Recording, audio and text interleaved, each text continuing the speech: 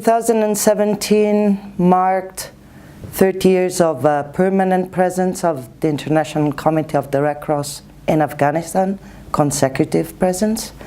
2017 has been also a very, very difficult year for the ICRC in Afghanistan.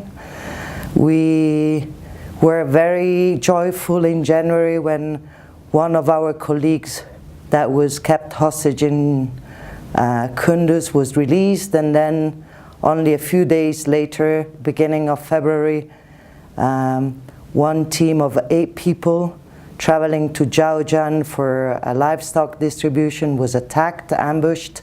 6 were killed, 2 were taken hostage.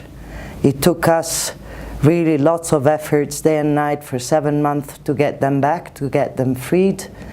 Finally, when they were free again, only 6 days later, a colleague, a physiotherapist in the rehabilitation center of Mazar, was shot and killed by a patient. And overall, we can only say that 2017 has been a fairly dramatic year for the ICRC. After the attack in Jaujan, we had to suspend our activities in order to reanalyze the security situation for the whole country and in trying to ensure the maximum protection for our teams.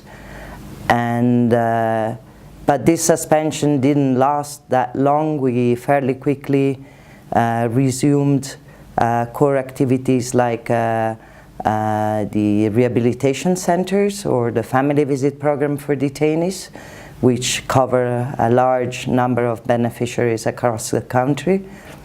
Later on, we were able to resume visits to places of detention, but also the support to health centers like the clinics run by the Afghan Red Crescent Society or the hospital, the regional hospital in Mirwais in Kandahar.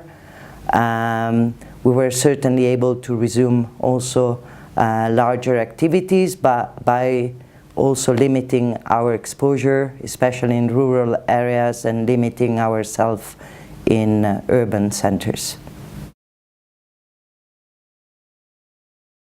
We lost 7 people. We had 3 abducted, and we had to take more drastic decisions at this point in order to ensure the security of our teams across the country. That led to the decision to reduce very drastically our presence in the north. We closed down the offices of Kunduz, of Maimana, and we reduced also in a very important way the office in Mazar, which was a key center for the whole north. We had also to reduce part of our activities across the country, those that were exposing our teams the most to security concerns. Despite closing the offices of Faryab, Maimana and Kunduz, we still maintain a definitely smaller presence in Mazar, where we're still committed to provide few services that only ICRC is providing in this country, and notably the rehabilitation activities at the orthopedic centers, as well as the family visit program and the phone calls for people detained. In 2018, ICRC will remain committed to the people of Afghanistan as much as it has been the case for the past 30 years. We will continue providing the same range of services that we have provided so far, maybe with a slightly different footprint. We will focus on victims of the conflict as part of our mandates, on vulnerable populations, on women that are heads of household, on people detained and their families, on disabled.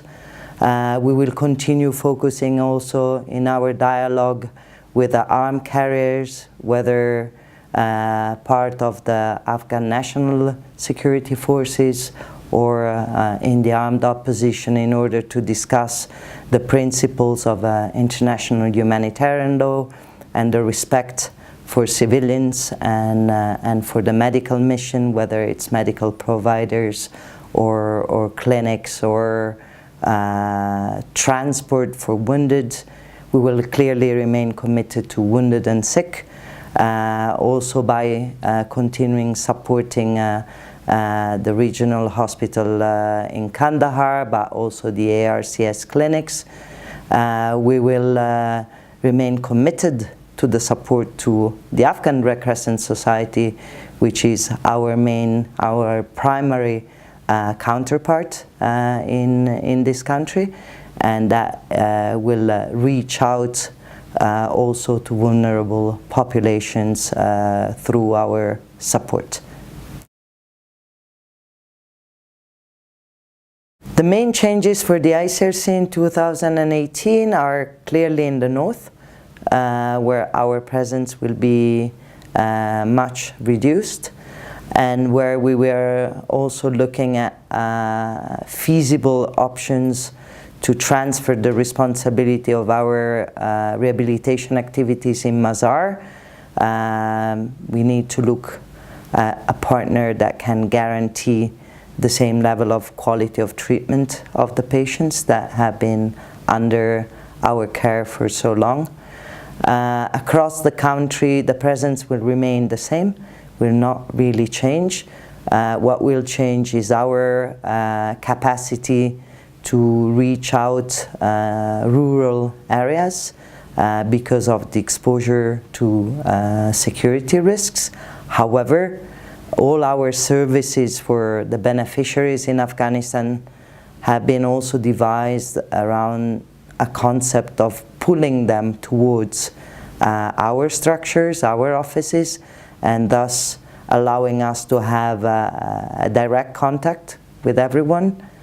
Our cooperation with the Afghan Red Crescent Society will continue, will be strong also in order to reach out vulnerable populations in rural areas. And therefore our commitment and the relevance of our services will not change dramatically.